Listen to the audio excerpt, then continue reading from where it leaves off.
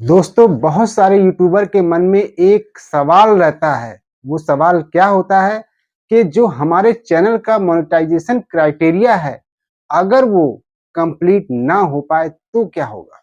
जैसा कि आप लोगों को पता है कि हमें अपने चैनल के मोनेटाइजेशन के लिए कम से कम 1000 सब्सक्राइबर और 4000 घंटे का वॉच टाइम चाहिए।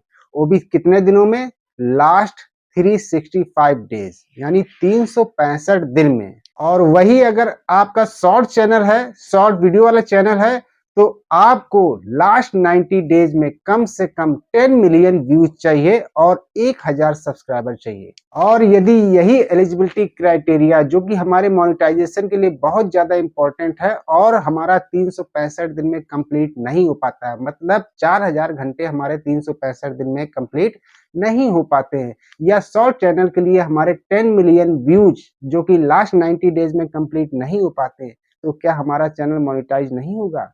अगर ये कंप्लीट नहीं हो पाते हैं तो किस तरह कंप्लीट होंगे? क्या हमारा चैनल बेकार हो गया? दोस्तों, अगर आप ऐसा सोचते हैं तो कहीं ना कहीं आपके मन में कहीं ना कहीं कंफ्यूजन है।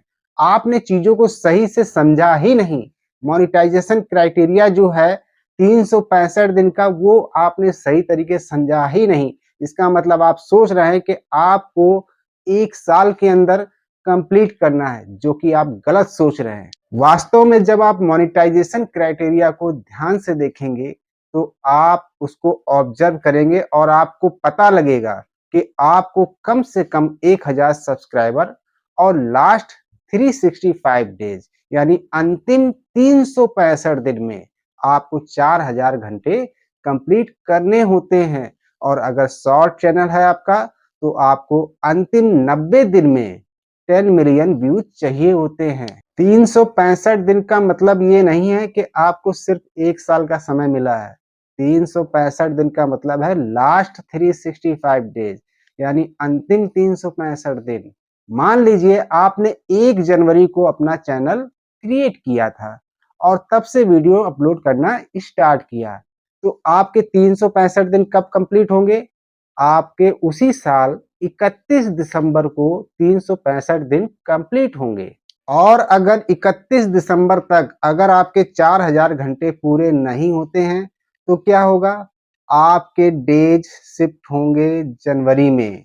यानी आप 31 दिसंबर के बाद 1 जनवरी, 2 जनवरी, 3 जनवरी, मान लीजिए आप 10 जनवरी तक आप पहुंच जाते हैं, तो आपके टोटल दिन कितने हो गए?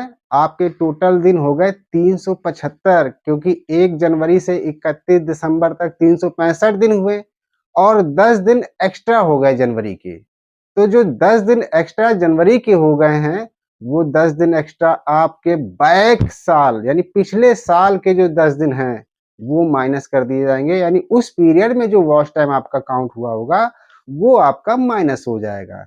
यानी अगर हम आज की डेट से अगर काउंट करते हैं तो पिछले 365 दिन का ही वॉच टाइम काउंट होगा और उसके पहले के 10 दिन का काउंट नहीं होगा, क्योंकि 10 दिन एक्स्ट्रा हो गए।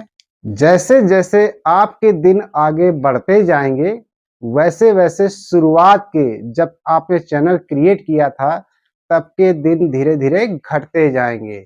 यानी सिर्फ लास्ट 365 डेज ही काउंट किया जाता है। यानी आज की डेट से अगर काउंट करेंगे तो पिछले 365 दिन का ही वॉच टाइम कैलकुलेट होगा, भले आपके 375 दिन हो गए हों या 400 दिन हो गए हों। आप समझ रहे हैं ना कि मैं कहना क्या चाह रहा हूं?